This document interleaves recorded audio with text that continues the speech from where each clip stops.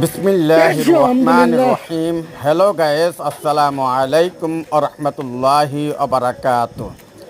সবাইকে প্রথমে বলতে চাই, ভিডিওটি দেখে কেউ এদিক সেদিক ভিডিও টান দিবেন না, উপরে টান দিবেন না। হ্যালো গাইস, আপনাদের জন্য এই ভিডিওটি বানিয়েছি।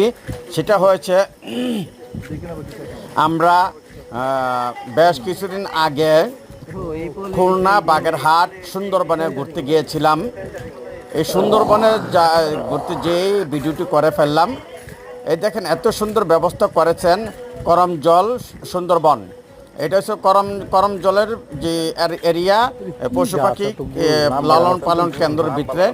এই এরিয়ার ভিতরে চতুর্দিকে বন আর বন, চতুর্দিকে প্রচুর রকমের গাছগাছালি, সবুজ দিয়ে ভরপুর।